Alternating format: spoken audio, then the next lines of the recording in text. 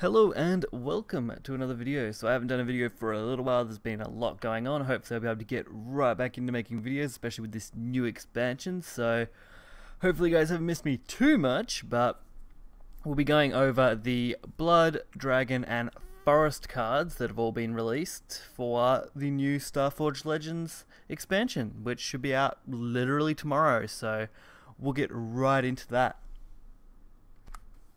So our first card is Scorpius, a 2-drop 1/2 bronze blood card. I mean, pretty alright. It's not the worst card. It's got Bane, so that's always great. It means you can trade up pretty easily.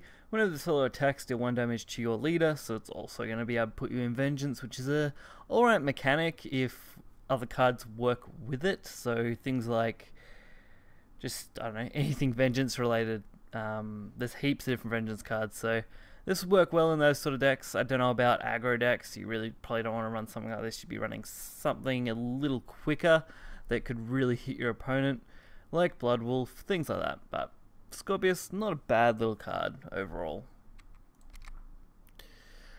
Next up, we got Fanged Serpent. So 3-drop, 3/2, another bronze. Obviously, these are mostly in order, so hopefully that's all good.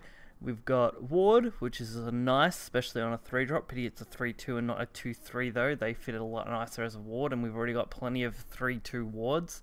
Otherwise, Last Word, restore 2 defense to your leader, is a good little healing mechanic. Blood has been gaining a fair bit of healing in the last few expansions. If you look at it, it's slowly been getting more and more health, so looking at more control and mid-range archetypes for cards like this. Nice to see though, they're expanding on it. Then we've got Venomous Bite, 3-drop spell. Deal 4 damage to an enemy follower, put a serpent in your hand. So they're really pushing these damage curves up. Most of the time for a 2 cost you get 3 damage, so for a 3 you're getting 4, and you're getting that serpent in hand, which does work, I'm pretty sure, with the legendaries, which we will see soon. So this card could be nice in a whole Starforged Blood deck, which is going to be, you know, the new legendaries and such, which we'll get to in a moment. So we've got Gunlord, I think that's how we pronounce that, 7-drop 4/7, so really high cost. Clash, gain +3/+0, deal 2 damage to your leader if Vengeance is not activated for you. So not too bad, another Vengeance activator, gonna work in those sort of things. It's definitely not the best card. It's what, a 7/7 when it uses Clash, and that's about it. Not too much else to say about that card, just kind of a bronze filler card by the looks of it. Then we've got Demonic Ram, a 2-drop 2/2 silver. Not a bad little bit of artwork, a very odd design, but I like it. Fanfare, whenever your leader takes damage during your turn, restore 2 defense to your leader until this follower leaves the area. Damn, so this thing is just going to be your heal. Basically a better Unica, I think, whenever your leader takes damage during your turn. Yeah, so kind of a better Unica. I mean, it means you've got more control, you can trigger it. So I guess if you combat with things like the Scorpion from before, you'll actually be healing +1 instead of losing. But it's definitely going to be interesting to see how we want to fit this card into a deck. I mean, you're not going to want to run it with Bahamut and stuff because you will draw this more often than not. But things like Blood Wolf, you're basically negating the damage, so maybe a more control healy orientated blood deck is what they're looking to make with this expansion. Interesting. It'll be nice to see if this does see any play. Then we've got Snarled Chains, 2-drop spell, deal 1 damage to both leaders, then deal 3 damage to an enemy follower. Like I said, 2-drop for 3 damage is pretty common. Getting that 1 damage on yourself and the opponent though isn't so bad. I mean, we've got 2 other spells, sorry, Hungering Horde and is it Razor Claw? Both 2-drops and deal 3 damage for blood in some way, whether it's to the floor or to the face. So it's nice to see that we're getting more spells that do that. I mean, it's pretty common. It's just add a little bit extra and ramp them up. Then we've got Uriel, 4-drop 2/3. Not the greatest stat line. Let's see what its effect is. Bane and Ward kind of makes up for it a little bit. I mean, the Bane's going to be nice. It's always good for trading, especially when you get Ward. Fanfare, give an allied Bloodcraft follower resistance to targeted enemy spells and effects. So, a great way to stop things from being targeted. I mean, I can't think of many blood followers you'd want to throw this on, other than maybe something like Blood Hungry Matriarch, or maybe even Spawn if you're playing that, but I suppose Ambush does basically the same thing. Plus, random effects will still kill things, which I can see being pretty common in most decks these days, so not too sure about this card. Then we've got Fenrir? I don't know.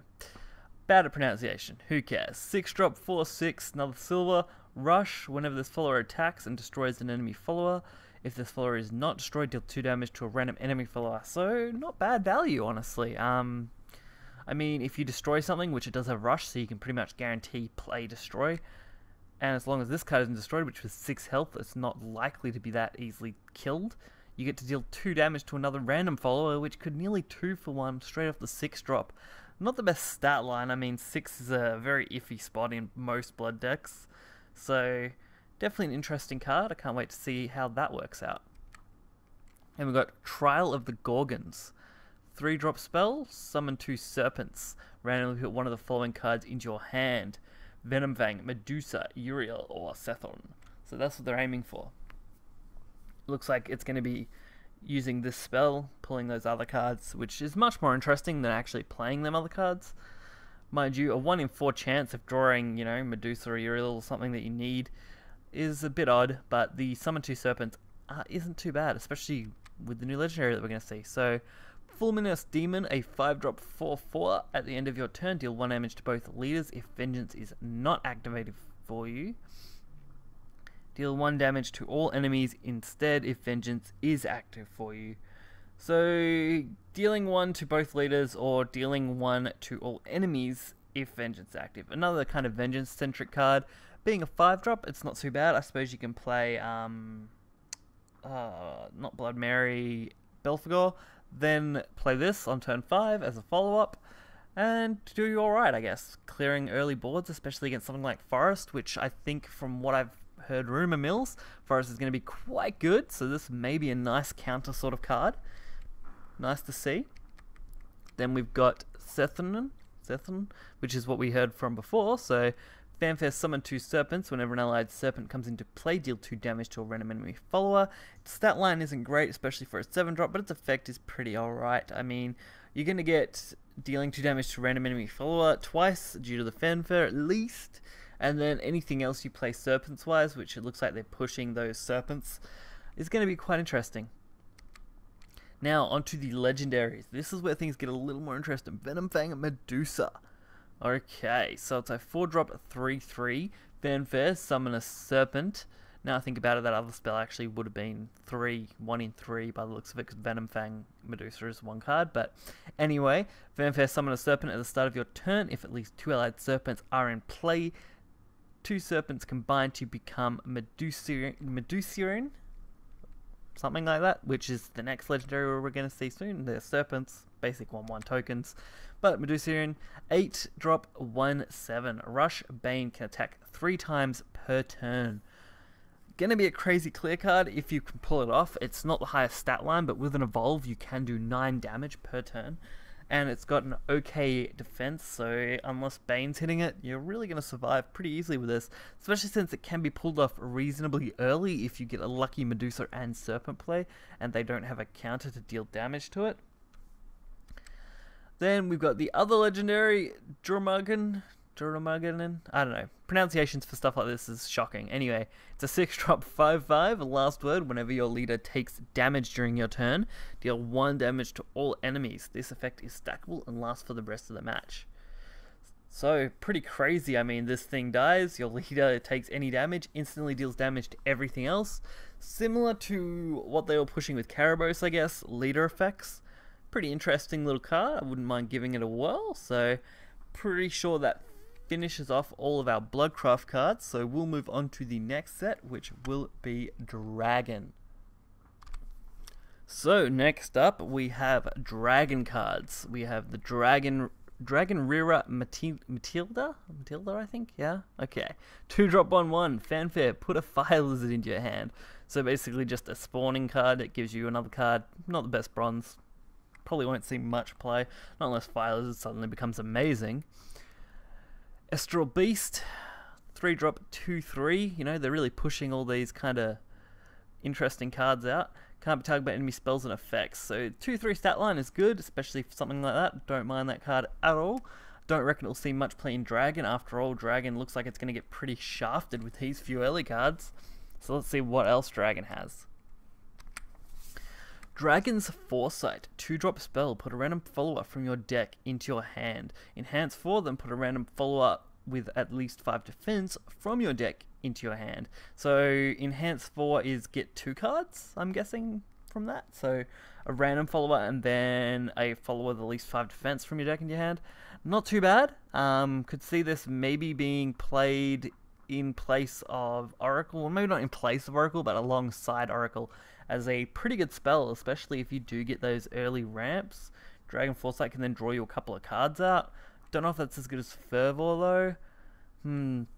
It does cost a little less. You do get the random, so you can also draw pretty much anything.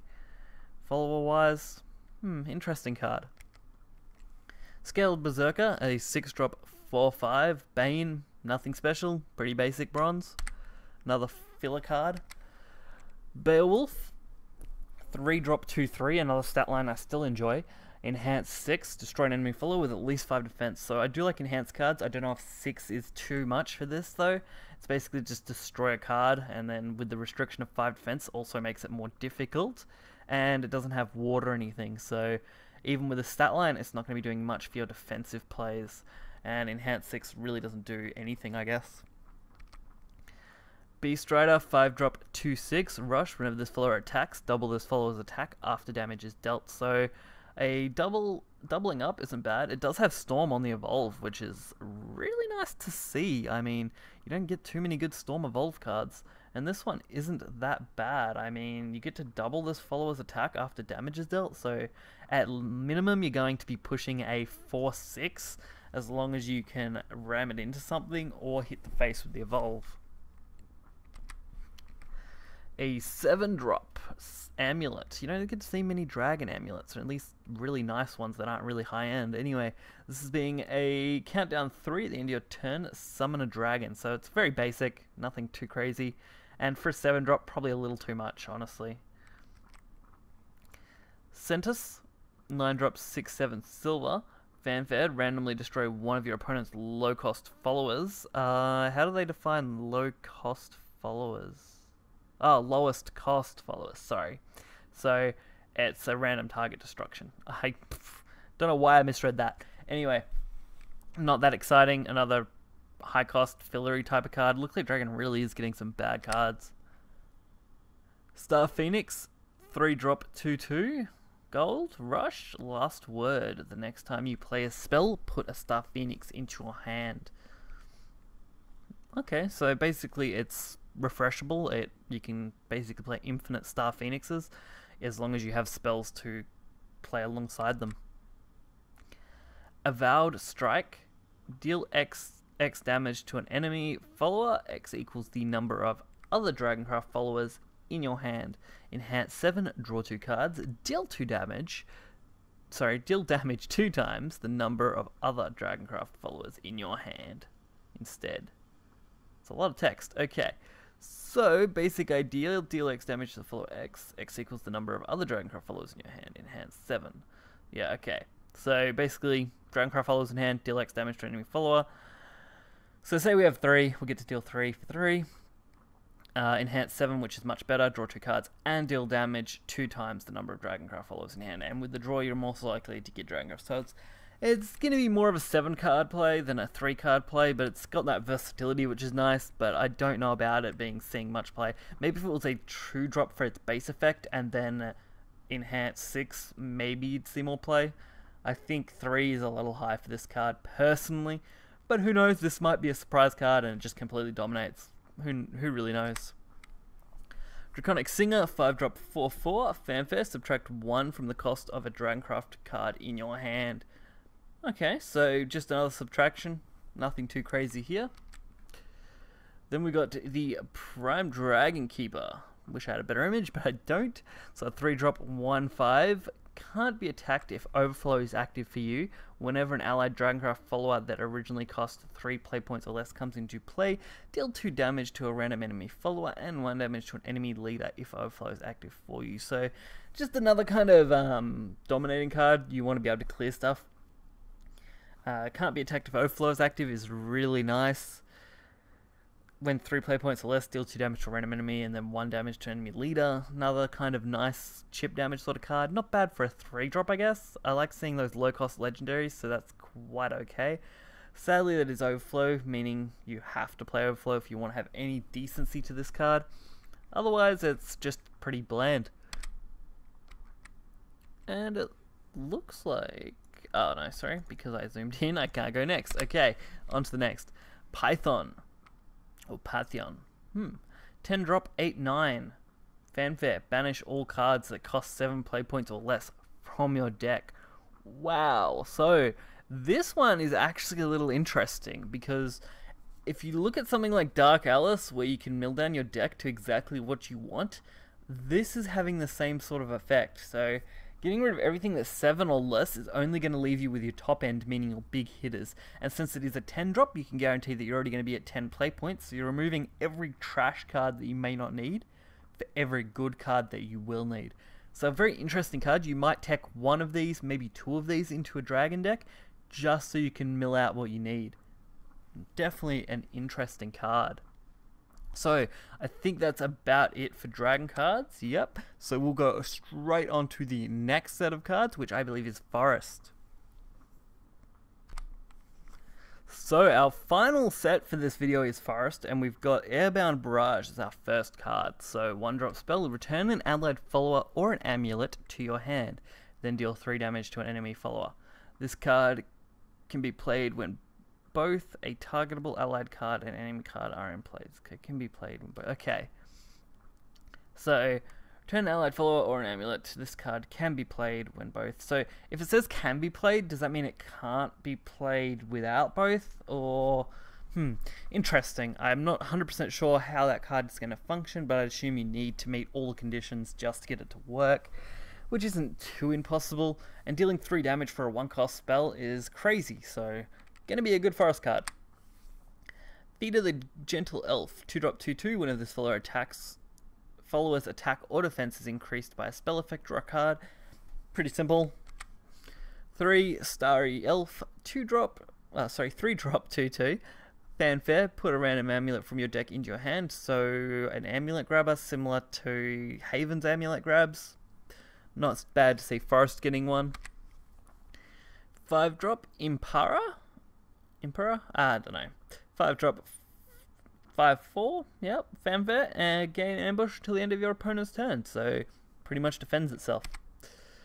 2-drop Elf Song. Put 2 fairies into your hand to give all allied followers +1/+1 if at least 2 other cards were played this turn. I'm not a fan of the 2 other cards played this turn mechanic, or number of cards played this turn mechanic. I'd much prefer if it was based on your hand, so have a certain amount of cards in hand. Like, say, oh, you have to have 2 fairies in hand to get this to work. That would be much better in my opinion, but still a pretty okay card. Putting 2 fairies in your hand for a 2 cost, while having the option to boost as a +1/+1 isn't too shocking. Elf Singer Harmony, a 2-drop 3/2. Still hate that stat line. Fanfare followers cannot be played from your hand until this follower leaves the area. So, wow, that's a restriction. Followers can't be played from your hand until this follower leaves the area? Like, I don't think the stat line justifies that. That's a really odd card in my opinion. 4-drop 3/3, Arena Natural Tutor. So, Fanfare, put an Ivy Spell Bomb into your hand. Change its cost to 1 if there are at least 3 allied followers in play, including this follower. So, to pull this off, not impossible. Pretty crazy, though. Ivy Spell Bomb is an okay card. I'm pretty sure it's just a damage-dealing spell, pretty much. So, not too shabby. Dorablade Demon, 6-drop 5/5. Clash, deal 1 damage to all enemy followers. Alright, nothing too special, honestly. Spring Green Protection, 1-drop amulet, countdown 3, last word, draw a card. Draw a card if this amulet is returned to your hand at the end of your turn. Give a random allied follower +1 and +0. So, a multiple choice card, I guess. This is going to be interesting, comboed with stuff like Nature's Guidance and other things that return cards. You're able to pull off extra draws, boost other followers, and even with the countdown, you're going to draw a card. So this one's actually not a bad amulet. Then we got Demon Child Zane, 3-drop 2/3, Ward, Clash, gain +1/+0 if no other allied followers are in play. So this is on its own, it's basically a 3/3 Ward. Still a stat line I enjoy, not so much in Forest I guess, not bad that it has Ward, and the Clash is actually pretty good. 5-drop Venus, 4/5, Fanfare, put a Harvest Festival into your hand and change its cost to 0. Not sure if Harvest Festival is a new or old card, but if it's a new card, we'll see it soon.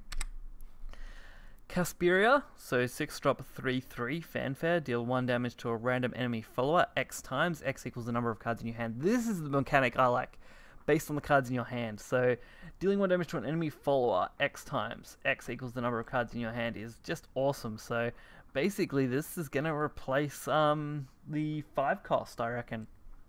What was it called? I forgot. Anyway, the one that deals damage based on cards in hand. Same effect. This 6-drop 3/3 body, so you're getting a 1-drop 3/3 body instead. That's pretty good. It means it's got to be played a turn later, but I think that's fine in Forest, honestly. So this is a really good legendary. I like this card a lot. And the final card, King Elephant, 10-drop 1/1, Storm, Fanfare, return all other allied followers followers to your hand, gain +1/+1 for each card in your hand, ignore enemy followers with Ward. Wow, okay, so at most you're going to be gaining +9/+9 for a 10-drop 10/10 that ignores Ward, and it's Storm straight to face. So basically a finisher card. Get your opponent down, play this turn 10, deal maximum damage. Even in the worst case, you're probably going to want to guarantee at least 5 cards in hand, and with what cards are on your field and return to your hand, you can also increase that there. So King Elephant, really good legendary, and Forest is actually getting a couple of nice cards this expansion. Most are pretty basic, but I think with all of them combined, adding to the Forest archetype will really help it out, especially since Forest has been a bit underrepresented lately. So that's pretty much it. So we can wrap up this video here. We're going to be checking out the next lot in the next video, which should come out a few hours after this one, because they're all going to come out very close together. For anyone who is interested in what's going on, check out the Discord and you'll know why I haven't been around. It's unfortunate, but just hospital visits for a recurring medical condition, so pretty simple for that. Hopefully, since Starforged Legends is coming out, I'll be able to do more videos, newer content, all that sort of stuff, so you guys can check it out and hopefully enjoy it. And I'll catch you guys next time.